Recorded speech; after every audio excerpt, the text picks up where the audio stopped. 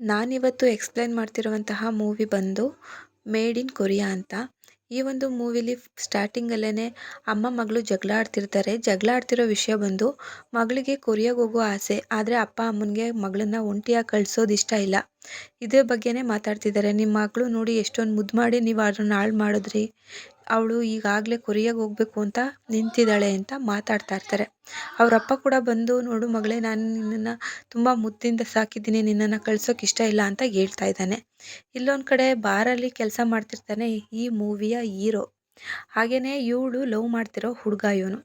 ಹಾಗೆ ಹೀರೋಯಿನ್ ಹೆಸರು ಬಂದು ಷಣ್ಮುಗ ಅಂತ. ಇಲ್ಲಿ ಬರ್ತಾಳೆ ಬಾರ್ಗೆ ಕೇಳೋಕ್ಕೆ, ನೀನು ನಿಜವಾಗ್ಲೂ ನನ್ನನ್ನು ಪ್ರೀತಿಸ್ತಿದ್ಯಾ ಇಲ್ವಾ ಹೇಳು, ನನಗೆ ಯಾಕೋ ಡೌಟ್ ಆಗ್ತಿದೆ, ನೀನು ಬಂದು ನಮ್ಮ ಅಪ್ಪನ ಹತ್ರ ಮಾತಾಡು ಅಂತ ಕೇಳ್ಕೊಳಕ್ಕೆ ಬಂದಿರ್ತಾಳೆ ಹುಡುಗಿ. ಆದರೆ ಹೀರೋ ಅಂತೂ ಒಪ್ಪೋದೇ ಇಲ್ಲ. ನನಗೆ ತುಂಬಾ ಒಂದು ಕಮಿಟ್ಮೆಂಟ್ ಇದೆ, ಸಾಲಗಳಿದೆ, ಮನೆ ಮೇಲೆ ಲೋನ್ ಬೇರೆ ತೊಗೊಂಡಿದ್ದೀನಿ, ಹೀಗಿದ್ಮೇಲೆ ನಾನು ಹೇಗೆ ಬಂದು ನಿಮ್ಮ ಮನೆಯಲ್ಲಿ ಹೆಣ್ಣು ಕೇಳಲಿ, ನಾನು ನಿನ್ನನ್ನೇ ಪ್ರೀತಿಸ್ತಿದ್ದೀನಿ ಅಂತ ಹೇಗೆ ಹೇಳಲಿ ಅಂತ ಕೇಳ್ತಿದ್ದಾನೆ ಹುಡುಗ. ಆದ್ರೂ ಹೇಗೋ ಆಗೋ ಈಗೋ ಸಮಾಧಾನ ಮಾಡ್ಕೊಳ್ತಾಳೆ ಹುಡುಗಿ. ಸರಿ ಆಯಿತು ಬಿಡು, ನಿಧಾನವಾಗಿ ಮದುವೆ ಆಗೋಣ, ಈಗೇನು ಅರ್ಜೆಂಟ್ ಇಲ್ಲ ಅಂತ ತಳ್ಳಾಕ್ತಾಳೆ. ಹಾಗೆ ಮನೇಲಿ ಒಂದು ಹುಡುಗನ್ನೇ ನೋಡ್ಬಿಟ್ಟಿದ್ದಾರೆ ಹುಡುಗಿಗೆ. ಅವನು ಬಂದು ಹೇಳ್ತಿರ್ತಾನೆ, ನನಗೆ ಅವನ ಬಗ್ಗೆ ಎಲ್ಲ ಗೊತ್ತು, ಆದರೂ ನಾನು ನಿನ್ನನ್ನು ಪ್ರೀತಿಸ್ತಿದ್ದೀನಿ, ಹಾಗೆ ಅದು ಯಾವುದೂ ನನಗೆ ಪ್ರಾಬ್ಲಮ್ ಆಗಲ್ಲ, ಹಾಗೆ ನಿನ್ನ ಕೊರಿಯಾಗೆ ಕೂಡ ಕಳಿಸ್ತೀನಿ ಅಂತ ಹೇಳ್ತಿದ್ದಾನೆ, ಆಫರ್ ಕೊಡ್ತಾ ಇದ್ದಾನೆ ಹುಡುಗಿಗೆ. ಹಾಗೆ ಹುಡುಗಿ ಇದನ್ನೆಲ್ಲ ನೋಡಿಕೊಂಡು ಸುಮ್ಮನಿರೋದು ಹೇಗೆ, ಲವರ್ ಹತ್ರ ಮತ್ತೆ ಬರ್ತಾಳೆ. ನೋಡು, ಹೀಗೆ ಹುಡುಗನ ಕರೆಸೇ ಬಿಟ್ಟಿದ್ದಾರೆ, ನನ್ನೆಲ್ಲೋ ಸುಮ್ಮನೆ ಹೇಳ್ತಿದ್ದಾರೆ ಅಂತ ಅಂದ್ಕೊಂಡಿದ್ದೆ, ಪ್ಲೀಸ್ ಈಗಾದರೂ ಬಂದು ಮಾತಾಡು, ನಮ್ಮ ಅಪ್ಪನ ಹತ್ರ ನನ್ನನ್ನು ಮದುವೆ ಮಾಡಿಕೊಡಿ ಅಂತ ಕೇಳು ಅಂತ ಕಣ್ಣೀರಿಡ್ತಿದ್ದಾಳೆ ಹುಡುಗಿ. ಆದರೆ ಅವನು ಒಪ್ಕೊಳ್ತಾನೆ ಇಲ್ಲ. ನನ್ನ ಕಮಿಟ್ಮೆಂಟ್ಗಳು ತೀರೋವರೆಗೂ ನಾನು ಮದುವೆ ಆಗಲ್ಲ ಅಂತ ಹೇಳ್ತವ್ರೆ. ಅಲ್ಲಿಗೆ ಅಪ್ಪ ಬಂದೇ ಬಿಟ್ಟ. ಅವ್ರ ಅಪ್ಪ ಕರೀತಾನೆ, ಆದರೆ ಅವಳು ಕೈ ಬಿಡಿಸ್ಕೋತಾಳೆ. ಓ, ನೀವು ಆಗಲೇ ಡಿಸೈಡ್ ಆಗಿ ಬಂದಿದ್ಯಾ, ಸರಿ ಆಯಿತು ಅಂದ್ಬಿಟ್ಟು ಬೈದ್ಬಿಟ್ಟು ಹೋಗ್ತಾನೆ. ಹುಡುಗನಿಗೆ ಚೆನ್ನಾಗಿ ಬೈದಿರ್ತಾನೆ, ನಿನಗೆ ಯೋಗ್ಯತೆ ಇಲ್ಲ ಹಾಗೆ ಹೀಗೆ ಅಂತ. ನಿಮ್ಮ ಅಪ್ಪ ಮಾಡಿದ ಅವಮಾನ ಸಾಲಿಲ್ವೇಲೆ, ನೀನೇನೇ ಅವಮಾನ ಮಾಡೋಕ್ಕೆ ನಿಂತಿದ್ಯಾ ಅಂದ್ಬಿಟ್ಟು ರೇಗ್ಬಿಟ್ಟು ಕಳಿಸ್ಬಿಡ್ತಾನೆ ಹುಡುಗಿನ. ಅದ್ರ ಮಾರನೆಗೆ ನೆಕ್ಸ್ಟು ಮುಂಬೈಗೆ ಹೋಗೋದ ಅಂದ್ಬಿಟ್ಟು ಪ್ಲ್ಯಾನ್ ಮಾಡಿ ಮುಂಬೈಗೆ ಕರ್ಕೊಂಡು ಬರ್ತಾನೆ ಹುಡುಗಿನ. ಆಯಿತು, ಸರಿ ಆಯಿತು ಅಂದ್ಬಿಟ್ಟು ಅವರೇ ಒಂದು ಕಡೆ ಇರ್ತಾರೆ, ಇವಳೇ ಒಂದು ಕಡೆ ಇರ್ತಾರೆ. ಹಾಗೆ ಹೀರೋ ಮತ್ತೆ ಬರುತ್ತಾನ ಇಲ್ವಾ ಅನ್ನೋ ಗ್ಯಾರಂಟಿನೇ ಗೊತ್ತಿರೋದಿಲ್ಲ ಹುಡುಗಿಗೆ. ಆದರೂ ಯೋಚನೆಯಲ್ಲೇ ಒಳಗಡೆ ಹೋಗ್ತಾಳೆ. ಫೋನ್ ಮಾಡಿದ್ರು ಕೂಡ ಫೋನ್ ಎತ್ತುತ್ತಾ ಇರೋದಿಲ್ಲ ಅಪ್ಪ. ಬಿಟ್ಬಿಟ್ಟು ಬಂದುಬಿಟ್ಟಿರ್ತಾಳಲ್ಲ ಹಾಗೆ. ಇಲ್ಲಿ ಮಾತಾಡ್ತಾ ಇದ್ದಾರೆ, ನೋಡು, ನಿನಗೆ ಕೊರಿಯಾಗೆ ಹೋಗೋಕ್ಕೆ ತುಂಬ ಇಷ್ಟ ಇತ್ತಲ್ವ, ನಾನು ಹೇಗಾದರೂ ಮಾಡಿ ದುಡ್ಡು ಅರೇಂಜ್ ಮಾಡ್ತೀನಿ, ಹಾಗೆ ನೀನು ಕೊರಿಯಾಗೆ ಹೋಗು, ಅಲ್ಲೇ ಕೆಲಸಕ್ಕೆ ಸೇರ್ಕೊ, ನಾನು ಯಾವ್ದಾದ್ರು ಕೆಲಸಕ್ಕೆ ಸೇರಿಕೊಂಡು ನಾನು ಕೂಡ ಅಲ್ಲಿಗೆ ಸೆಟ್ಲ್ ಆಗ್ತೀನಿ ಅಂತ ಹೇಳ್ತಿದ್ದಾನೆ ಹುಡುಗ. ಆಯಿತು, ಅವಳು ಕೇಳೋದೇ ಇಲ್ಲ ಮತ್ತೆ. ಸರಿ ಆಯಿತು ಅಂದ್ಬಿಟ್ಟು ಒಪ್ಕೊಳ್ತಾಳೆ. ಇಲ್ಲ ಆಗ್ಲೇ ಏರ್ಪೋರ್ಟ್ಗೆ ಹೋಗೋಕ್ಕೆ ಎಲ್ಲ ರೆಡಿಯಾಗಿ ನಿಂತಿರ್ತಾಳೆ. ಫೋನ್ ಮಾಡಿದ್ದಕ್ಕೆ, ನಾನು ಬರ್ತೀನಿ, ನೀನು ಹೋಗು, ಕರೆನ್ಸಿ ಎಲ್ಲನೇ ಎಕ್ಸ್ಚೇಂಜ್ ಮಾಡಬೇಕು, ನೀನು ಹೋಗು, ನಾನು ಬರ್ತೀನಿ ಅಂತ ಹೇಳ್ತಿದ್ದಾನೆ ಹೀರೋ. ಇವಳು ಬಂದಳು, ಸೀಟ್ ಮೇಲೆಲ್ಲ ಕೂತ್ಕೊಂಡ್ಳು, ಸೀಟ್ ಹಿಡ್ಕೊಂಡು ಮತ್ತೆ ಫೋನ್ ಮಾಡ್ತಾಳೆ, ಎಲ್ಲಿದೆಯಾ ಹೇಳು ಅಂತ. ಚೆಕ್ಕಿಂಗಲ್ಲಿರು, ನಾನು ಬರ್ತಾ ಇದ್ದೀನಿ, ಆಲೇ ನಾನು ಏರ್ಪೋರ್ಟ್ ಒಳಗಡೆ ಇದ್ದೀನಿ ಅಂತಾಳೆ. ಇಲ್ಲ ಅಮ್ಮಂಗೆ ಫೋನ್ ಮಾಡಿ ಹೇಳ್ತಾಳೆ, ಅಮ್ಮ ಹೇಗಿದ್ದೀರಾ, ನಾನೇನೋ ವಿಷಯ ಮಾತಾಡಬೇಕು ಅಂತ ಹೇಳಿದ ತಕ್ಷಣ ಅವ್ರ ಅಮ್ಮ ಹೇಳ್ತಾಳೆ, ಅವತ್ತು ನೋಡಿದ್ರೆ ಬೈದು ಕಳಿಸ್ತಾ, ದುಡ್ಡು ಯಾಕೆ ಇಸ್ಕೊಂಡೆ ನಿನ್ನ ಗಂಡ ಅಂತ ಹೇಳ್ತಾಳೆ. ಅದಕ್ಕೆ ಇವಳು ಅಂತಾಳೆ, ಯಾವ ದುಡ್ಡಮ್ಮ ಏನು ಅಂತ ಕೇಳ್ತಾಳೆ. ನಿಮ್ಮಪ್ಪ ದುಡ್ಡು ಕೊಟ್ರಲ್ಲೇ, ಅದು ಅವ್ರು ಸಂಪಾದನೆ ಮಾಡಿದ್ದು ಅಂತ ಅಂದಾಗಲೇ ಗೊತ್ತಾಗೋದು ಹೀರೋ ಚೆನ್ನಾಗಿ ಮುಂಡಾಯಿಸಿ ಆ ದುಡ್ಡನ್ನ ಎತ್ಕೊಂಡು ಓಡೋಗಿದ್ದಾನೆ ಅಂತ, ಇವಳನ್ನ ಕೊರಿಯಾಗೆ ಫ್ಲೈಟ್ ಹತ್ತಿಸಿದ್ದಾನೆ ಅಂತ. ಹಾಗೆ ಫ್ಲೈಟ್ ಕೂಡ ಟೇಕ್ ಆಫ್ ಆಗುತ್ತೆ. ಹಾಗೆ ಇವಳು ಕೊರಿಯಾಗೆ ಬಂದು ಅಳ್ತಾ ಕೂರ್ತಾಳೆ, ಏರ್ಪೋರ್ಟಲ್ಲೇ ಅಳ್ತಾ ಕೂರ್ತಾಳೆ ನಮ್ಮ ಹೀರೋಯಿನ್. ಹಾಗೆಯೇ ನೆಕ್ಸ್ಟು ಏನು ಮಾಡಬೇಕನ್ನೋದೇ ಗೊತ್ತಾಗೋದಿಲ್ಲ. ಏರ್ಪೋರ್ಟಿಂದ ಆಚೆ ಬರ್ತಾಳೆ, ಅಲ್ಲಿ ಒಬ್ಬರು ಜೋಕರ್ ಥರ ಇದ್ದು ಅವರು ಅಡ್ರೆಸ್ ಕೊಡ್ತಾರೆ. ಅದು ಒಂದು PG ಅಡ್ರೆಸ್ ಆಗಿರುತ್ತೆ. ಇಲ್ಲಿ ಹೋಗಿ ಅಂತಲೂ ಏನೋ ಅದರಲ್ಲಿ ಬರೆದಿರ್ತಾರೆ ಚೀಟಿಲಿ. ಹಾಗೆಯೇ ನೆಕ್ಸ್ಟು ಕಾರ್ ಬರುತ್ತೆ, ಈ ಅಡ್ರೆಸ್ ತೋರಿಸ್ಬಿಟ್ಟು ಹೋಗ್ತಾಳೆ. ಆಮೇಲೆ ವಾಯ್ಸ್ ನೋಟ್ ಕಳಿಸಿರ್ತಾನೆ ಹುಡುಗ, ಅದೇ ಲವ್ವರು, ನನಗೆ ಕ್ಷಮಿಸ್ಬಿಡು ಅನ್ನೋದೊಂದೇ ಅವನ ಮಾತಾಗಿರುತ್ತೆ. ಆಮೇಲೆ ಇಲ್ಲಿ ನೋಡಿದ್ರೆ ಹೊರಗಡೆ ಬರ್ತಾಳೆ, ಹೊರಗಡೆ ಎಲ್ಲ ಸುತ್ತಾಡ್ತಾ ಇರ್ತಾಳೆ ಹುಡುಗಿ. ಹಾಗೆಯೇ ಯೋಚನೆ ಮಾಡ್ತಾ ಇರ್ತಾಳೆ, ನನ್ನ ಅಪ್ಪ ಅಮ್ಮನ ಬಿಟ್ಟು ಹಿಂಗೆ ಇರೋದಿದೆ ಫಸ್ಟ್ ಅಲ್ವಾ ಅಂತ. ಎಣ್ಣೆ ಹೊಡಿಬೇಕು ಅನಿಸುತ್ತೆ ಅವಳಿಗೆ, ಈ ಥರ ಮೋಸ ಮಾಡಿದ್ದಕ್ಕೆ. ಹುಡುಗನ ನೆನೆಸ್ಕೊಂಡು ಎಣ್ಣೆ ಬಾಟ್ಲು ತರಿಸ್ಕೊಂಡು 2 ಬಾಟ್ಲ್ ಎಣ್ಣೆ ಹೊಡಿತಾಳೆ. ಹಂಗೆ ನೋಡ್ಕೊಂಡು ಮಲಗಿರ್ತಾಳೆ. ರೋಡ್ ಸೈಡಲ್ಲಿ ಒಂದು ಜಗಳ ಆಗ್ತಿದೆ. ಹುಡುಗಿ ಜಗಳ ಆಡ್ಕೊಂಡು ಕಿತ್ತಾಡ್ತವ್ರೆ. ಇವಳು ಸುಮ್ಮನೆ ಇರಲಾರ್ದೆ ಇಡವೆ ಬಿಟ್ಕೊಂಡ್ರು ಅಂತಾರೆ ನೋಡಿ, ಹಾಗೆ ಇವಳು ಹೋಗಿ ಹುಡುಗನ್ಗೆ ಹೊಡೆದ್ಬಿಟ್ಟು ಹುಡುಗಿನ ಕಾಪಾಡ್ಬಿಡ್ತಾಳೆ. ಅದೇ ಕಾರಣಕ್ಕೆ ಜೈಲಿಗೂ ಕಳಿಸ್ತಾರೆ. ಜೈಲಲ್ಲಿ ಅರೆಸ್ಟ್ ಮಾಡಿ ಇಟ್ಟಿರ್ತಾರೆ. ಆಮೇಲೆ ಏನಕ್ಕೆ ನಮ್ಮ ಅರೆಸ್ಟ್ ಮಾಡಿದರೆ ಹೇಳ್ರಯ್ಯ, ನಿಮ್ಮ ಭಾಷೆನೂ ನಂಗೆ ಅರ್ಥ ಆಗಲ್ಲ, ಪ್ಲೀಸ್ ಹೇಳಿ ಅಂತ ಕೇಳ್ತಾವಳೆ. ಇಲ್ಲಿ ಬಂದ ಹುಡುಗ ನೋಡಿ ಸೆಕೆಂಡ್ ಹೀರೋ ಅಂತಲೇ ಹೇಳ್ಬೋದು, ಆದರೆ ಸೂಪರ್ ಹೀರೋ ಅಂತಲೇ ಹೇಳ್ಬೋದು. ಇವಳ ಕಷ್ಟ ನೋಡಿ ಗೊತ್ತಾಗಿ ಅವ್ನು ಬರ್ತಾನೆ, ಬಿಡಿಸ್ಕೋಬೇಕು, ಇದು ಒಂದು ಅನ್ಎಕ್ಸ್ಪೆಕ್ಟೆಡಾಗಿ ಆಯಿತು ಅಂತ. ಆಮೇಲೆ ನಿನ್ನನ್ನು ಬಿಡಬೇಕು ಅಂದರೆ ಸೈನ್ ಮಾಡಲೇಬೇಕು ಅಂತ ಹೇಳ್ತಾನೆ. ಅದೇ ರೀತಿ ಅವಳು ಸೈನ್ ಮಾಡಿಕೊಡ್ತಾಳೆ. ಹಾಗೆ ಲಾಸ್ಟಲ್ಲಿ ಬಂದು ಹೇಳ್ತಾಳೆ, ಇದೇನಾರ ನಮ್ಮೂರಲ್ಲಿ ನಡೆದಿದ್ದರೆ ಅಲ್ಲಿ ಚಪ್ಪಲಿ ಬೀಳ್ತಿತ್ತು ಅವ್ನಿಗೆ ಏಟು, ಇಲ್ಲಿ ಬರೀ ಕಪಾಲು ಕೊಡ್ದಿದ್ದೀನಿ ಅಷ್ಟೇ ಅಂತ ಹೇಳ್ತಾಳೆ. ಹಾಗೆ ನೀನು ಯಾರು, ನೀನು ಯಾಕೆ ನನ್ನ ಹಿಂದೆ ಬಿದ್ದಿದ್ಯಾ, ಏನಕ್ಕೆ ನಾನು ಹಿಂದಿಂದೆ ಸುತ್ತುತ್ತಾ ಇದೆಯಾ ನೀನು ಅಂತ ಕೇಳ್ತಾಳೆ ಹುಡುಗಿ. ಅದಕ್ಕೆ ಹಂಗೇನಿಲ್ಲ, ನೀವು ಕಷ್ಟದಲ್ಲಿರೋದಕ್ಕೆ ಹೆಲ್ಪ್ ಮಾಡಿದೆ ಅಷ್ಟೇ ಅಂದ್ಬಿಟ್ಟು ಸುಮ್ಮನೆ ಆಗ್ತಾಳೆ. ಇಲ್ಲಿ ಶಾಪಿಂಗ್ ಹೋಗ್ತಿದ್ದಾಳೆ ಹುಡುಗಿ, ದುಡ್ಡು ಎತ್ಕೊಂಡು ಪಾಸ್ ತಗೊಳ್ಬೇಕು ಅಂತ ಹೇಳಿರ್ತಾರೆ. ಇಲ್ಲಿ ಪಾಸ್ ಇಲ್ದೇ ಹತ್ತಂಗಿಲ್ಲ ಬಸ್ಗಳನ್ನ, ಟಿಕೆಟ್ ಏನು ಅಲೋವಿಲ್ಲ. ಹಾಗೆಯೇ ಕಂಪ್ನಿನ ಹುಡಿಕೊಂಡು ಬರ್ತಾಳೆ. ಇಲ್ಲಿ ನೋಡಿದ್ರೆ ಫೇಕ್ ಕಂಪ್ನಿ, ಅದು ಗೊತ್ತಾಗ್ಬಿಡ್ತು. ಮತ್ತೆ ಅದೇ ಹುಡುಗನೇ ಹೀರೋನೇ ಸಿಕ್ತ. ಹೀರೋ ಜೊತೆ ಹೇಳ್ತಿದ್ದಾಳೆ, ಇದೊಂದು ಕಂಪ್ನಿ ಎಲ್ಲಿ ಬರುತ್ತೆ ಹೇಳು ಪ್ಲೀಸ್ ಅಂತ. ಅವನಂತಾನೆ ಇದೊಂದು ಫೇಕ್ ಕಂಪ್ನಿ ಅಂತ. ಹಾಗೆಯೇ ಇಲ್ಲಿ ಒಂದು ಕೆಲಸನೂ ನೋಡಿದ್ದಾನೆ ಹುಡುಗ ಆಲ್ರೆಡಿ ಅವಳಿಗೋಸ್ಕರ. ಇಲ್ಲಿ ಅವರಮ್ಮ ಅದೇ ತೋರಿಸಿದ್ನಲ್ಲ, ಅವರಮ್ಮ ಮಲಗಿರ್ತಾರೆ. ಇವ್ರನ್ನ ನೋಡ್ಕೊಳ್ಬೇಕಾಗುತ್ತೆ. ಅವರು ಬೆಡ್ ರಿಡನ್ ಆಗಿರ್ತಾರೆ. ಅವರು ನೋಡ್ಕೊಳ್ಳೋದೇ ಇವಳ ಕೆಲಸ ಆಗುತ್ತೆ. ಇವಳು ಓನರ್ಗೆ ಹೇಳ್ತಾ ಇರ್ತಾರೆ ಇವರು, ಅದಕ್ಕೆಲ್ಲ ಹ್ಞೂ ಆಯಿತು ನಾನು ಕೇಳ್ತೀನಿ, ಆಯಿತು ನಾನು ಮಾಡ್ತೀನಿ ಅಂತಿರ್ತಾಳೆ. ಇಲ್ಲಿ ಕಿಚನ್ನೆಲ್ಲ ಕ್ಲೀನ್ ಮಾಡ್ಬೇಕು ಕಣಮ್ಮ, ನೀನು ನೀಟಾಗಿ ಇಟ್ಕೋಬೇಕು ಅಂತ ಹೇಳ್ತಿದ್ದಾಳೆ ಓನರು. ಆಯಿತು, ಓಕೆ ಆಯಿತು ಮಾಡ್ತೀನಿ ಅಂತಿದ್ದಾಳೆ.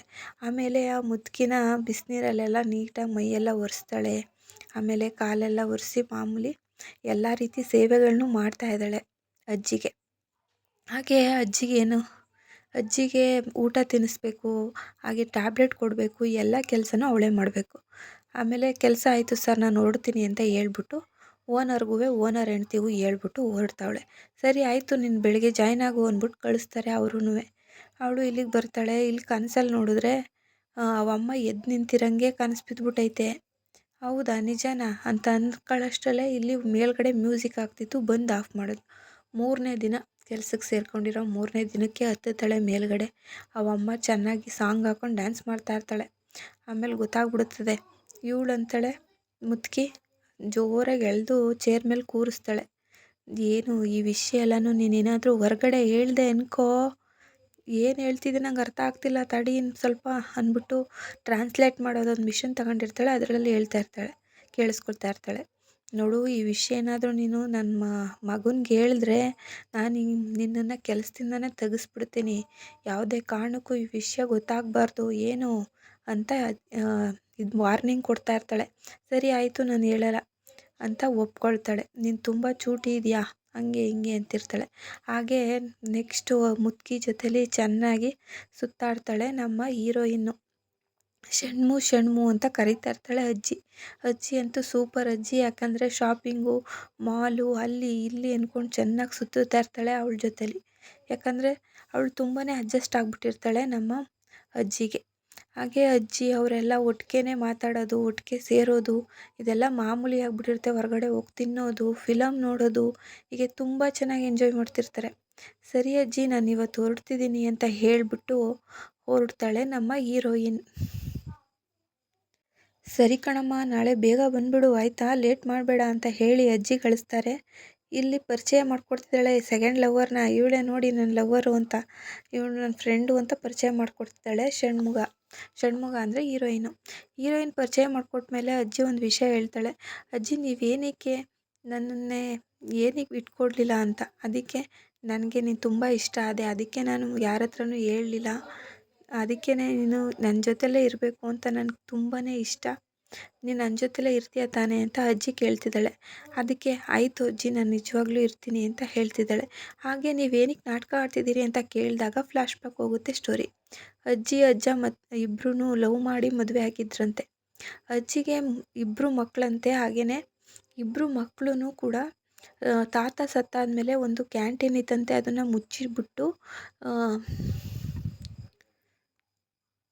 ಮೊಮ್ಮಕ್ಕಳು ನೋಡೋ ಕೆಲಸವನ್ನು ಕೊಟ್ರಂತೆ. ಆದರೆ ಆ ಕೆಲಸ ಅವಳಿಗೆ ಇಷ್ಟ ಆಗಲಿಲ್ವಂತೆ. ಅವಳು ಅದಕ್ಕೋಸ್ಕರನೇ ಬೆಡ್ಡಲ್ಲಿ ಮಲ್ಕೊಳ್ಳೋ ಅಂಥ ನಾಟಕ ಆಡೋಕ್ಕೆ ಶುರು ಮಾಡಿದ್ಲಂತೆ. ಆಗಿಂದನೂ ಹೀಗೆ ಕೆಲಸದವರು ಒಬ್ಬರಾದ್ಮೇಲೆ ಒಬ್ಬರು ಬರೋದು, ಸೇವೆ ಮಾಡೋದು. ಹಾಗೆಯೇ ಇವಳು ಇಷ್ಟ ಬಂದಂಗೆ ರೂಮಲ್ಲಿರೋಕ್ಕೆ ರೆಡಿ ಆದ್ಲಂತೆ. ಹಾಗೆಯೇ ಅಜ್ಜಿ ಹೇಳ್ತಿದ್ದಾಳೆ, ನೋಡಮ್ಮ, ನನಗೆ ಇಂಡಿಪೆಂಡೆಂಟಾಗಿ ಇರೋಕ್ಕಿಷ್ಟ. ನಾನು ಏನಾದರೂ ಒಂದು ನನಗೆ ಅಂತ ಮಾಡ್ಕೊಳ್ಬೇಕು, ನನ್ನದೇ ಅಂತ ಐಡೆಂಟಿಟಿ ಬೇಕು ಅಂತ ಅಜ್ಜಿ ಹೇಳ್ತಿದ್ದಾಳೆ ಷಣ್ಮುಗಂಗೆ. ಹೌದಾ ಅಜ್ಜಿ, ನನಗೂ ತುಂಬಾ ಆಸೆ. ನಾನು ನೀವು ಸೇರಿ ಯಾಕೆ ಕ್ಯಾಟ್ರಿಂಗ್ ಮಾಡಬಾರ್ದು, ನಾವು ಒಂದು ಕ್ಯಾಂಟೀನ್ ಮಾಡೋಣ ಅಂತ ಯೋಚನೆ ಮಾಡ್ತಿದ್ದಾರೆ. ಸರಿ ಆಯಿತು ಅಂದ್ಬಿಟ್ಟು ಇವನ ಹತ್ರ ಐಡಿಯಾ ಹೇಳ್ತಾರೆ, ಹೀರೋ ಹತ್ರ. ಸರಿ ಆಯಿತು ಅಂದ್ಬಿಟ್ಟು ಒಂದು ಕ್ಯಾಂಟೀನ್ ಮಾಡೋದಕ್ಕೆ ಒಂದು ಹೋಟೆಲ್ನೇ ಪರ್ಚೇಸ್ ಮಾಡಿ ಕೊಡ್ತಾನೆ ನಮ್ಮ ಹೀರೋ. ಸುತ್ತಿ ಸಾಕಾಗಿರುತ್ತೆ. ಅಲ್ಲಿ ಇವಾಗ ಟ್ವಿಸ್ಟ್ ಮೇಲೆ ಟ್ವಿಸ್ಟ್ ಆಗ್ತಿದೆ. ಇಲ್ಲಿ ನೋಡಿದ್ರೆ ದುಡ್ಡು ಕೊಟ್ಟು ಕಳಿಸ್ತಿರ್ತಾಳೆ ಅಜ್ಜಿ, ಅದು ಸಿಗಾಕೊಬಿಡ್ತಾಳೆ ನಮ್ಮ ಷಣ್ಮುಗ. ಏನಿದು, ಎಲ್ಲಿಂದ ಬಂತು ಇಷ್ಟು ದುಡ್ಡು ಹೇಳೇ ಅಂತ ಜಬರ್ದಸ್ತ್ ಮಾಡ್ತಾವಳೆ ಓನರು. ಅದಕ್ಕೇ ಇಲ್ಲ, ಇದು ನನ್ನ ದುಡ್ಡು, ನನ್ನದೇ ದುಡ್ಡಿದು ಅಂತ ಹೇಳ್ತಾ ಇದ್ದಾಳೆ ಕಣ್ಣೀರು ಇಟ್ಕೊಂಡು ಹೀರೋಯಿನ್ನು. ಆದ್ರೂ ಕೇಳ್ತಾ ಇಲ್ಲ. ಕರೆಕ್ಟಾಗಿ ಅಜ್ಜಿ ಎಂಟ್ರಿ ಆಯ್ತಾಳೆ. ಅಜ್ಜಿನೇ ಹೇಳ್ತಾಳೆ, ನಾನೇ ಕೊಟ್ಟಿದ್ದು ಕಣೋ, ಏನೋ ಮಾಡ್ತೀಯಾ, ನನ್ನ ದುಡ್ಡು ನಾನು ಕೊಟ್ಟೆ, ನೀನು ಹೋಗು, ನೀನು ದುಡ್ಡು ಎತ್ಕೊಂಡು ಹೋಗು ಅಂತ ಕಳಿಸ್ತಾವಳೆ ಹೀರೋಯಿನ್ನ. ಅವಳು ಸರಿ ಅಂದ್ಬಿಟ್ಟು ಕಣ್ಣೀರು ಇಟ್ಕೊಂಡೇ ಹೋಗ್ತಾಳೆ. ಕರೆಕ್ಟಾಗಿ ಅದೇ ಟೈಮ್ಗೆ ಅವಳಿಗೆ ನಿಜವಾಗ್ಲೂ ಸ್ಟ್ರೋಕ್ ಹಿಡಿದು ಹಾಸ್ಪಿಟ್ಲಿಗೆ ಅಡ್ಮಿಟ್ ಆಗ್ತಾಳೆ ನಮ್ಮ ಅಜ್ಜಿ. ಅಜ್ಜಿ ನೋಡಿದ್ರೆ ಆ ಸ್ಟೋರಿ ಅಲ್ಲಿಗೆ ಮುಗೀತು. ಕಣ್ಣೀರು ಇಟ್ಕೊಂಡೆ ಅವಳು ಕಣ್ಣು ಮುಚ್ಚಿಬಿಟ್ಟಿದ್ದಾಳೆ. ನೆಕ್ಸ್ಟ್ ನೋಡೋದಾದರೆ ಅಳ್ತಾನೆ ಕಾರ್ ಹತ್ತುತ್ತಾಳೆ ನಮ್ಮ ಹೀರೋಯಿನ್ನು. ಆಮೇಲೆ ಆ ದುಡ್ಡನ್ನ ತಂದು ಹೀರೋ ಕೊಡ್ತಾಳೆ. ತಗೋ, ಇದನ್ನು ಇಟ್ಕೊಂಡು ಯೂಸ್ ಮಾಡ್ಕೋ, ಈಗ ನೀನು ಪ್ರಾಜೆಕ್ಟ್ ಮಾಡ್ತಿದ್ಯಲ್ಲ ಅದಕ್ಕಾಗುತ್ತೆ ಅಂದ್ಬಿಟ್ಟು ಕೊಡ್ತಾಳೆ. ಹಂಗೆ ಕೊಟ್ಟ ತಕ್ಷಣ ಅವ್ರ ಟೀಮಲ್ಲಿರೋರೆಲ್ಲರೂ ಪ್ರೋಗ್ರಾಮ್ಗೆ ರೆಡಿ ಆಗ್ತಾರೆ. ಹಾಗೆ ಇವಳಿಗೆ ಥ್ಯಾಂಕ್ಸ್ ಕೂಡ ಹೇಳ್ತಾರೆ ಷಣ್ಮುಗಗೆ. ಹಾಗೆಯೇ ಅವನು ಡೈರೆಕ್ಟರ್ ಆಗಿರ್ತಾನೆ ಹೀರೋ. ಈ ಡ್ಯಾನ್ಸ್ ಹೇಗೆ ಮಾಡೋದು ಅನ್ನೋದ್ರ ಬಗ್ಗೆ ಒಂದು ಕೊರಿಯೋಗ್ರಾಫರ್ನ ಮಾಡ್ತಿರ್ತಾನೆ. ಹೀಗೇ ತುಂಬ ಚೆನ್ನಾಗಿ ಪ್ರೋಗ್ರಾಮ್ ಬರುತ್ತೆ. ಹಾಗೆಯೇ ಇವಳಿಗೆ ಅಲ್ಲಿಂದ ಒಂದು ವಿಡಿಯೋ ಬಂದಿರುತ್ತೆ. ಏನಪ್ಪ ಅಂದರೆ, ಇವ್ರ ಅಪ್ಪ ಅಮ್ಮ ಇದ್ರಲ್ಲ, ಅಲ್ಲಿ ಭೂಕಂಪ ಆಗಿದೆ ಅಂತ. ಇವಳು ಫ್ಲೈಟ್ ಹತ್ಕೊಂಡು ಸಡನ್ನಾಗಿ ಬರ್ತಾಳೆ. ಅಪ್ಪ ಅಮ್ಮ ಅಂತ ಕೂಗೊಂಡೇ ಬರ್ತಾಳೆ ನಮ್ಮ ಹೀರೋಯಿನು. ಎಲ್ಲಿದ್ದೀರಾ ಅಂತ ಕೂಗ್ತಾ ಇರ್ತಾಳೆ. ಹಾಗೆಯೇ ತಿರುಗಿ ನೋಡಿದ್ರೆ ಅಪ್ಪ ಅಮ್ಮ ಅಲ್ಲಿ ಬೆಡ್ ಮೇಲೆ ಕಾಫಿ ಕುಡಿತಾ ಕೂತಿರ್ತಾರೆ. ಜೊತೆಗೆ ಅಣ್ಣ ಕೂಡ ಇರ್ತಾನೆ. ಇವಳು ಹೋಗಿ ಅಪ್ಪನ ತಪ್ಕೊಂಡು ಅಳ್ತಾಳೆ. ಅಪ್ಪ, ನೀವು ಹೇಳಿದ್ದು ಕರೆಕ್ಟು, ಸರಿ, ನಾನು ನಿಮಗೆ ಬಿಟ್ಟಿರೋಕ್ಕಾಗಲ್ಲ ಅಪ್ಪ ಅಂತ ಅಳ್ತಾ ಇರ್ತಾಳೆ ಜೋರಾಗಿ. ನಿಮ್ಗೇನಾದರೂ ಆಗಿದ್ರೆ ನಾನು ಸಹಿಸ್ಕೊಳ್ತಾ ಇರಲಿಲ್ಲ ಅಂತ. ಹಾಗೆಯೇ ಇಲ್ಲಿ ನೋಡಿದ್ರೆ ಅಣ್ಣನ ಜೊತೆ ಮಾತಾಡ್ತಾ ಇದ್ದಾಳೆ. ಹಾಗೆ ಅಣ್ಣ ಅಂತಿದ್ದಾನೆ, ಮಣಿ ತುಂಬ ಒಳ್ಳೆಯವನಮ್ಮ, ನಮ್ಮ ಅಪ್ಪ ಅಮ್ಮ ಭೂಕುಸಿತ ಆದಾಗ ಕಾಪಾಡಿದ್ದು ಅವನೇನೆ ಅಂತ ಹೇಳ್ತಿದ್ದಾರೆ. ಹಾಗೆಯೇ ಬ್ರೆಡ್ಡು ಕಾಫಿ ಎಲ್ಲ ತಂದು ಕೊಟ್ಟಿದ್ದಾನೆ, ಊಟ ವ್ಯವಸ್ಥೆ ಎಲ್ಲನೂ ಮಾಡಿದ್ದಾನೆ, ಅವನು ತುಂಬ ಒಳ್ಳೆಯವನು, ಅವನ ಜೊತೆ ಮಾತಾಡು ಅಂತ ಹೇಳ್ತಿದ್ದಾರೆ ಅಣ್ಣ. ಆದರೆ ಇವಳಿಗೆ ಮಾತಾಡೋಕ್ಕೆ ಇಷ್ಟ ಇಲ್ಲ. ಇಲ್ಲಿ ನೋಡಿದ್ರೆ ಬಂದೇ ಬಿಟ್ಟ ಹೀರೋ, ಮೊದಲನೇ ಹೀರೋ. ಏನಪ್ಪ, ಮಾತಾಡಬೇಕು ನಾನು ನಿನ್ನ ಜೊತೆ. ಏನು ಮಾತಾಡಬೇಕು ಅಂತಾಳೆ.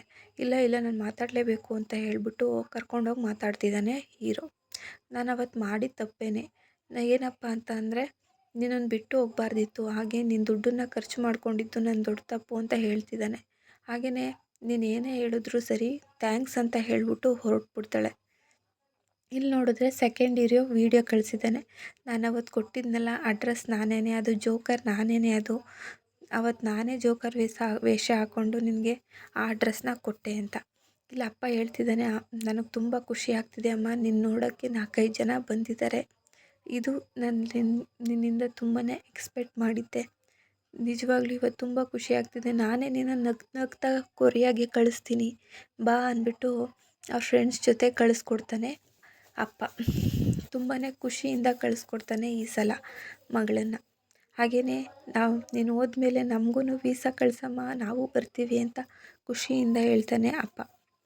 ಹಾಗೆಯೇ ಇಲ್ಲಿ ನೋಡಿದ್ರೆ ಅಜ್ಜಿ ಜೊತೆ ನಡೆದಿದ್ದಂಥ ಮೂಮೆಂಟ್ಗಳನ್ನ ನೆನೆಸ್ಕೊಂಡು ಅಳ್ತಾ ಇದ್ದಾಳೆ ನಮ್ಮ ಹೀರೋಯಿನ್. ಅಜ್ಜಿ ಇರಬೇಕಾಗಿತ್ತು ಅಂತ. ಹಾಗೆಯೇ ಒಂದು ವಾಯ್ಸ್ ನೋಟ್ ಕೂಡ ಕಳಿಸಿರ್ತಾಳೆ ಅಜ್ಜಿ. ಅದನ್ನು ಕೇಳಿಸ್ತಾ ಇದ್ದಾನೆ ಹುಡುಗ. ನೀನಂದರೆ ನಂಗೆ ತುಂಬ ಇಷ್ಟ, ನೀನು ಯಾವಾಗಲೂ ಚೆನ್ನಾಗಿರಬೇಕು, ಹಾಗೆ ನೀನು ಕ್ಯಾಂಟೀನ್ನ ನಿಲ್ಲಿಸ್ಬೇಡ, ಮಾಡು ಅಂತ ಹೇಳಿರ್ತಾಳೆ ಅಜ್ಜಿ. ಅದಾದಮೇಲೆ ಅಜ್ಜಿ ಜೊತೆ ಮಾತಾಡಬೇಕು ಅಂತಾಳೆ. ಆದರೆ ಇಲ್ಲ, ಅಜ್ಜಿ ಸತ್ತೋಗ್ಬಿಟ್ಟಿರ್ತಾರೆ. ಆಮೇಲೆ ನೆಕ್ಸ್ಟು ಆಯಿತು ಅಂದ್ಬಿಟ್ಟು ನಾನು ಏನೋ ಒಂದು ಅಂದ್ಕೊಂಡು ಬಂದೆ, ಆದರೆ ಕೊರಿಯಾದಲ್ಲಿ ಏನೋ ಒಂದಾಯಿತು. ಈಗ ನನ್ನ ಐಡೆಂಟಿಟಿ ಅಂದರೆ ಕೊರಿಯಾದಲ್ಲಿ ಒಂದು ಕ್ಯಾಂಟೀನನ್ನು ನಾನು ನಡೆಸಿದ್ದೀನಿ ಅನ್ನೋದೇ ನನ್ನ ಐಡೆಂಟಿಟಿ. ಇಷ್ಟು ಮಾಡೋದಕ್ಕೆ ದೇವ್ರ ಸಹಕಾರ ಇರಲೇಬೇಕಿತ್ತು. ಹಾಗೆ ಅಜ್ಜಿನ ನಾನು ತುಂಬಾ ಮಿಸ್ ಮಾಡ್ಕೊಳ್ತಿದ್ದೀನಿ. ಯಾರೇ ಆದರೂ ದೇಶದಿಂದ ಬೇರೆ ದೇಶಕ್ಕೆ ಬಂದಾಗ ಇಂಥದ್ದೆಲ್ಲ ಮಾಮೂಲಿ. ಆದರೆ ಎದುರಿಸಿ ನಿಂತಾಗಲೇ ನಮ್ಮ ಲೈಫಲ್ಲಿ ಒಂದು ಮಿರಾಕಲ್ ನಡೆಯುತ್ತೆ ಅಂತ ಹೇಳ್ಕೊತಾ ಇದ್ದಾಳೆ ಅವಳಿಗೆ ಅವಳೇ. ಈ ಒಂದು ವಿಡಿಯೋ ಇಷ್ಟ ಆದರೆ ಲೈಕ್ ಕೊಡಿ, ಹಾಗೆ ಸಬ್ಸ್ಕ್ರೈಬ್ ಆಗೋದನ್ನ ಮರಿಬೇಡಿ. Thank you for the watching.